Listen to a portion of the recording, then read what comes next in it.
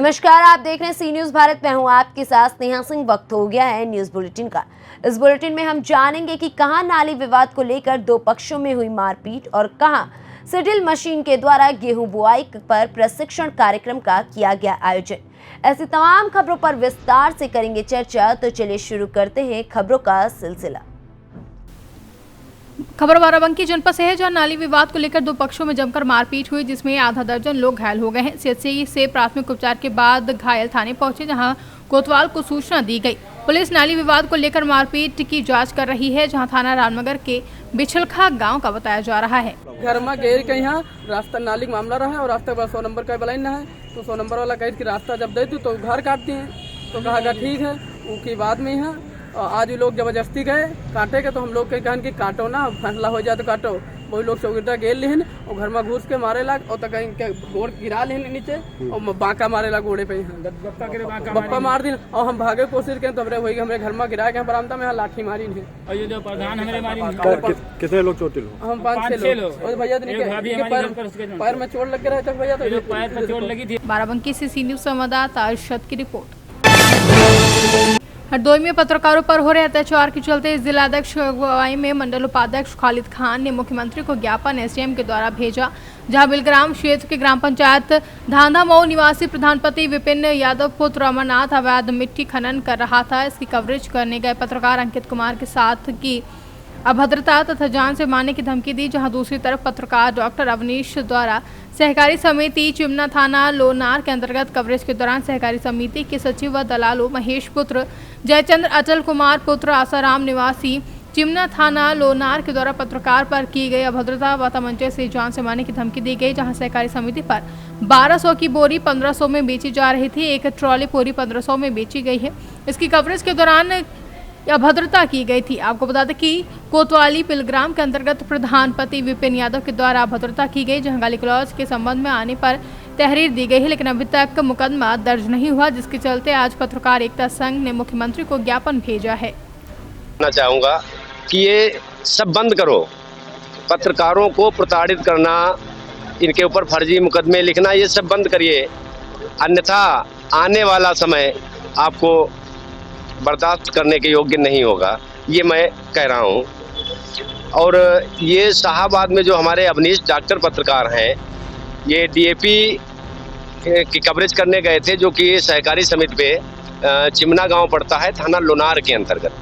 वहाँ पर कवरेज के दौरान ये जो 1200 रुपये की डीएपी बिक रही थी 1500 में बेची गई, एक पूरी ट्रॉली भर के डाली गई, उसकी कवरेज इन्होंने की। तो उस चलते कि जो सचिव का दलाल है उसके, और एक क्या नाम है उसका, अटल नाम है, और महेश, ये चिमना गांव के रहने वाले हैं। इन लोगों ने अभद्रता की, जान से मारने की धमकी दी, तमंचा भी दिखाया इनको, लेकिन अभी तक थाना लोनार में मुकदमा पंजीकृत नहीं किया गया। आखिर क्यों ये पुलिस जो है संरक्षण दे रही है दबंगों को? इन पर आवश्यक और विधिक कार्रवाई की जाए, अन्यथा ये हमारा संगठन यहाँ से लेकर दिल्ली तक, लखनऊ तक धरना प्रदर्शन ऐसा करेगा, एक जनसैलाब उमड़ेगा, जिसको रोकना शासन प्रशासन के बस की बात नहीं होगी।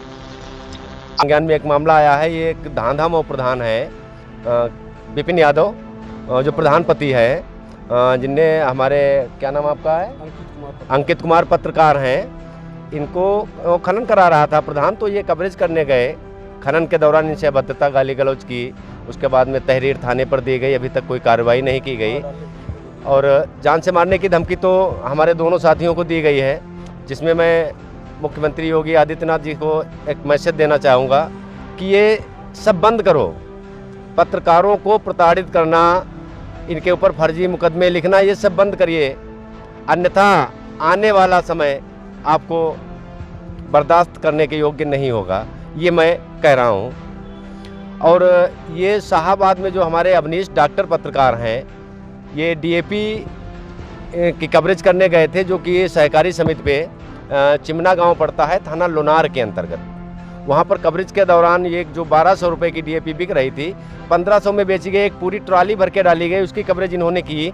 तो उस चलते कि जो सचिव का दलाल है उसके, और एक क्या नाम है उसका, अटल नाम है, और महेश, ये चिमना गांव के रहने वाले हैं। इन लोगों ने अभद्रता की, जान से मारने की धमकी दी, तमंचा भी दिखाया इनको, लेकिन अभी तक थाना लोनार में मुकदमा पंजीकृत नहीं किया गया। आखिर क्यों ये पुलिस जो है संरक्षण दे रही है दबंगों को। इन पर आवश्यक और विधिक कार्रवाई की जाए, अन्यथा ये हमारा संगठन यहाँ से लेकर दिल्ली तक, लखनऊ तक धरना प्रदर्शन ऐसा करेगा, एक जनसैलाब उमड़ेगा जिसको रोकना शासन प्रशासन के बस की बात नहीं होगी। हरदोई से सी न्यूज़ संवाददाता जितेंद्र कुमार की रिपोर्ट। झारखंड के 11 कुंड प्रखंड के शिवलीबाड़ी उत्तर पंचायत में जेएमएम के जिलाध्यक्ष रमेश टूडू ने अनुशंसा पर डीडीसी धनबाद द्वारा डीएमएफटी मद से पारित पीसीसी सड़क एवं पुलिया निर्माण में किसी तरह का कोई बाधा उत्पन्न न हो, इसके लिए बुधवार को मुखिया मोहम्मद सनोवर के नेतृत्व में जेएमएम का प्रतिनिधिमंडल सीओ अमृता कुमारी से मिलकर अनापत्ति प्रमाण पत्र के लिए आवेदन देकर जल्द से जल्द अनापत्ति प्रमाण पत्र की मांग की है। जहां जेएमएम नेता गुलाम कुरैशी ने बताया कि यह दोनों रास्ता बन जाने से लगभग 20,000 की आबादी को सीधे लाभ पहुंचेगा और कहा कि सीओ मैडम अनापत्ति प्रमाण पत्र जल्द उपलब्ध कराने का आश्वासन दे चुके हैं। प्रतिनिधिमंडल में झामुमो के केंद्रीय सदस्य लकी सोरेन, युवा नेता गुलाम कुरैशी समेत कई लोग मौजूद रहे। आज हम लोग 2-3 मुद्दों के लेकर के अंचलाधिकारी मैडम से मुलाकात की। हम लोग का डेलीगेट हम लोग का आया जेएमएम का, और जिलाध्यक्ष के पत्र के आलोक में एक योजना पुलिया निर्माण 350 फीट का पुलिया निर्माण का योजना आया है। उसी का एनओसी लेने के लिए हम लोग मैडम के पास आए हैं। मैडम ने कहा है कि जल्द से जल्द इसका जांच कर आप लोगों को एनओसी दिया जाएगा, और इस योजना से करीब 20,000 लोगों को फ़ायदा मिलेगा। इसमें हमारे टीम का बहुत बड़ा योगदान है और इसमें किसी तरह का विवाद उत्पन्न ना हो, इसलिए हम लोग सरकारी तरीके से ही चलना चाहते हैं कि सरकारी ज़मीन का हम लोग का एनओसी दें। क्या आश्वासन मिला? आश्वासन यही मिला है कि कर्मचारी को रिपोर्ट करने को कहा गया है और जल्द से जल्द इस जांच कर इस जमीन का एनओसी दिया। झारखंड से सी न्यूज़ संवाददाता आजाद अंसारी की रिपोर्ट। मोतिहारी के ढाका जिलाध्यक्ष राजेश तिवारी के नेतृत्व में ढाका में अमन मेडिकल सेंटर का शुभारंभ किया गया, जिसका उद्घाटन मधुबन विधायक से पूर्व सहकारिता मंत्री राधा रणधीर सिंह ने फीता काट कर किया। इस दौरान उन्होंने बताया कि ढाका जिलाध्यक्ष राजेश तिवारी के नेतृत्व में अनुभवी चिकित्सकों के द्वारा इस नर्सिंग होम में क्षेत्र के रोगियों का बेहतर सुविधा के साथ ही इलाज होगा। मौके पर प्रदेश उपाध्यक्ष सिद्धार्थ शंभू, मुन्ना शाही, मनुभूषण पांडे, अंशु श्रीवास्तव सहित अन्य लोग उपस्थित रहे। वैक्सीन का टीका लगाया, वैक्सीन दिया है, कोरोना का टीका लगा है। मैं समझता हूँ कि ऐसे समय में स्वास्थ्य के क्षेत्र में ढाका में इस तरह की एक अच्छे अस्पताल की ज़रूरत को अध्यक्ष जी ने समझते हुए आज शुरू किया है। बहुत ही अच्छा प्रयास है, मेरी शुभकामनाएं हैं। डॉक्टरों की जो टीम है, जो इंफ्रास्ट्रक्चर है, तो निश्चित रूप से ये ढाका के लोगों की सेवा में और अगल बगल के ग्रामीण, खासकर ग्रामीण क्षेत्र से जो लोग आते हैं उनको और बेहतर सुविधा, अच्छी सुविधा अमन अस्पताल के माध्यम से मिलेगी। मेरी शुभकामनाएं हैं डॉक्टर साहब को भी, अध्यक्ष जी को भी और उन सभी मित्रों को, भारतीय जनता पार्टी के मित्रों को, जिन्होंने आज इस अस्पताल के शुरुआत कराने में अपनी भूमिका निभाई है। बहुत बहुत धन्यवाद। मोतिहारी से सी न्यूज़ संवाददाता अजय मिश्रा की रिपोर्ट। प्रयागराज जिले के प्रखंड करछना के भरहा गांव में सैगल फाउंडेशन के द्वारा मोज़ैक इंडिया प्राइवेट लिमिटेड के सहयोग से कृषि ज्योति परियोजना के अंतर्गत सीडल मशीन के द्वारा गेहूं बुआई पर प्रशिक्षण कार्यक्रम का आयोजन किया गया। साथ ही 40 किसानों को गेहूं बीज का वितरण भी किया गया। संस्था के असिस्टेंट प्रोग्राम लीडर ने संस्था के बारे में जानकारी दी। वहीं संस्था के प्रतिनिधि मोहित शुक्ला, अरुण कुमार शुक्ला व धीरज सिंह के द्वारा सभी किसानों को बीज के बारे में पूरी जानकारी दी गई। साथ ही खाद को कैसे डालने की विधि भी बताई गई, उसका प्रबंधन कैसे करना है उसके बारे में भी बताया गया। संस्था प्रतिनिधि द्वारा यह भी बताया गया कि संस्था द्वारा जो मशीन दी जा रही है उससे इस बार अधिक से अधिक गेहूं की बुआई करनी है, जिससे इसका लाभ अधिक से अधिक किसानों को मिल सके। मुख्य उद्देश्य है संस्था सैगल फाउंडेशन का, जो हम कृषि ज्योति परियोजना चला रहे हैं, मोज़ैक कंपनी द्वारा फंडेड है। हमारा ये जो मेन मकसद है कि जो खाद और बीज दे रहे हैं, जो तरीका है हमें सिखाना, खेती करने का जो तरीका है वो सही तरीके से करें। लोग अधिक बीज डालते हैं, अधिक खादें डालते हैं, फिर उम्मीदें करते हैं कि हम ज़्यादा उत्पादन प्राप्त करें, लेकिन ऐसा संभव नहीं है कि जब तक हम संतुलित खादों के ऊपर नहीं जाएंगे, यानी हर एक खाद की थोड़ी थोड़ी मात्रा हो। ये अमूमन यहाँ किसान क्या करते हैं, यूरिया, डीएपी, पोटाश या जिंक तक सीमित रह जाते हैं, लेकिन फसलों को अन्य चीज़ों की भी आवश्यकताएं रहती हैं। तो हमारा ये प्रयास है उन खादों से हम उनको परिचित करवाएं और फिर ताकि वो उस तरीके से खेती करें और आगे हमारे जाने के बाद उसी तरीके से वो खेती करते रहें, उत्पादन में उनका बढ़े। सर, आपका परिचय जाना। मेरा नाम धर्मेंद्र सिंह हुआ और मैं जो कार्यक्रम हमारा यहाँ प्रयागराज में चल रहा है कृषि ज्योति का, इस कार्यक्रम को देखता हूँ। इसके साथ साथ हमारा सोनभद्र जिले में और सुल्तानपुर जिले में कार्यक्रम है महिंद्रा के द्वारा सारे कार्यक्रमों को यहाँ पर मैं देखता हूँ। प्रयागराज से सी न्यूज संवाददाता मंगला प्रसाद पटेल की रिपोर्ट। फतेहपुर के हथगांव विकासखंड के नरौली चौराहे पर नवनिर्मित हॉस्पिटल एक्सेल पॉली क्लिनिक का प्रदेश के खाद्य एवं रसद राज्य मंत्री राघवेंद्र प्रताप सिंह उर्फ धुन्नी सिंह ने लोकार्पण किया है, जहां लोकार्पण के आयोजक राजेश प्रधान के नेतृत्व में राज्य मंत्री का भव्य स्वागत हुआ। ब्लॉक प्रमुख वन भावन शास्त्री विशिष्ट अतिथि के रूप में उपस्थित रहे। फतेहपुर से सी न्यूज संवाददाता शहनशाह आब्दी की रिपोर्ट।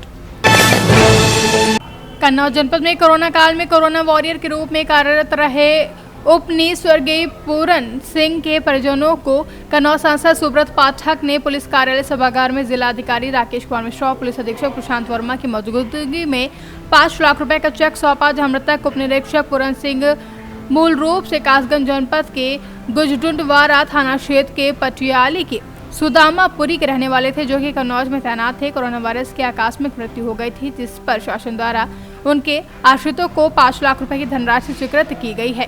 किस तरीके का चेक वितरण किया गया?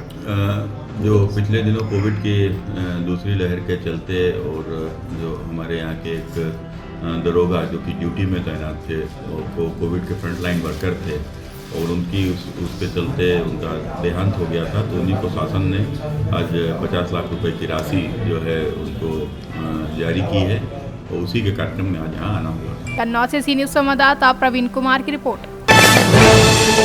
मथुरा के कस्बा राया के व्यापारी श्रम कानून का उल्लंघन कर रहे हैं, जहां साप्ताहिक बंदी होने के बावजूद भी अपने अपने प्रतिष्ठानों को खोलकर बैठे रहते हैं।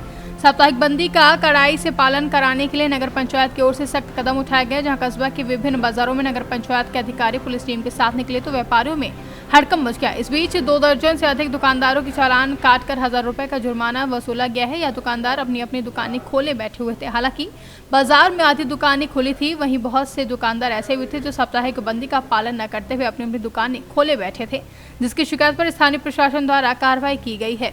मथुरा से कैमरा पर्सन निशांत कटारा के साथ जितेंद्र सिंह की रिपोर्ट।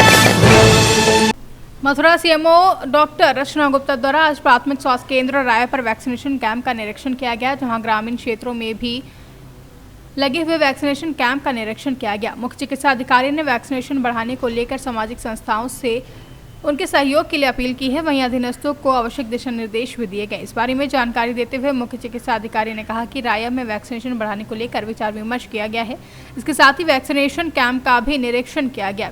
वैक्सीनेशन में दी जा रही सुविधाओं की जानकारी ली गई है, जहां मुख्य चिकित्सा अधिकारी ने लोगों से वैक्सीन लगवाने की अपील की है। उन्होंने कहा कि वैक्सीन लगवाने के बाद ही कोरोना से बचाव किया जा सकेगा। मैंने कोविड वैक्सीनेशन बढ़ाने के उद्देश्य से यहाँ राया पीएचसी की विजिट की है। इसके अलावा मैं फील्ड में सेंटर भी चेक करने के लिए निकली हूँ। सारी व्यवस्था देख रही हूँ, वैक्सीनेशन सेंटर्स में सारी व्यवस्था सही हों और किसी को किसी प्रकार की परेशानी ना हो, हमारे स्टाफ को और लोगों को टीकाकरण में कोई दिक्कत ना आए, इसकी व्यवस्था मैं देख रही हूँ।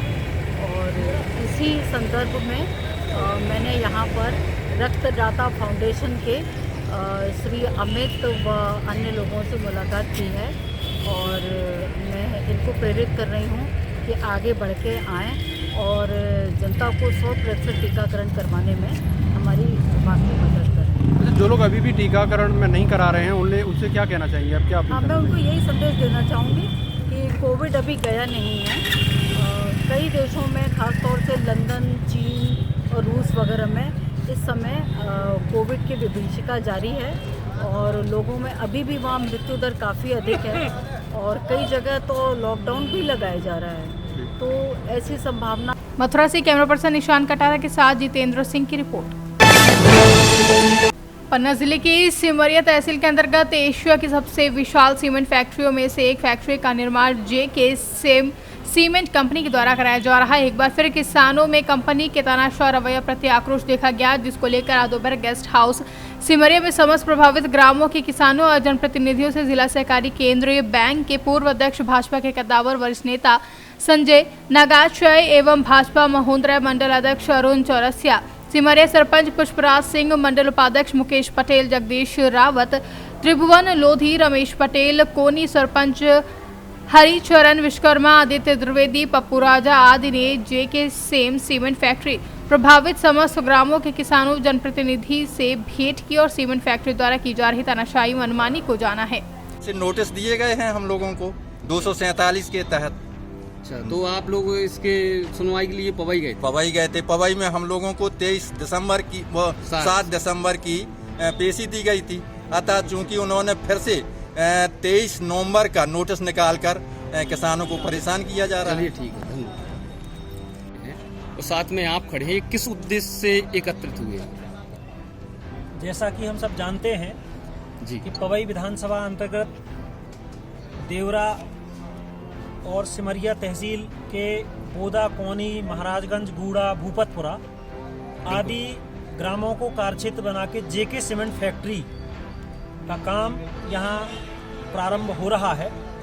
सामान्य तौर पे जेके सीमेंट फैक्ट्री ने ये आश्वासन दिया था कि हम किसानों को बहुत अच्छे मूल्य पे कृषि की ज़मीनें लेंगे और लोगों को रोजगार देंगे। बिल्कुल। लेकिन जिस प्रकार से इन लोगों ने कुछ गांवों में ज़मीनें खरीदी हैं, दलालों के माध्यम से खरीदी हैं, शासन प्रशासन के माध्यम से दबाव बना के खरीदी हैं, अब कहीं ना कहीं किसानों को जो सपने दिखाए गए थे वो बिल्कुल झूठ साबित हो रहे हैं। न किसानों के बच्चों। पन्ना से कैमरा पर्सन योगेश चंदपुरिया के साथ योगेश त्रिपाठी की रिपोर्ट। फिलहाल इस न्यूज बुलेटिन में बस इतना ही। देश विदेश की ऐसी तमाम खबरों को देखने के लिए बने रहें सी न्यूज भारत के साथ।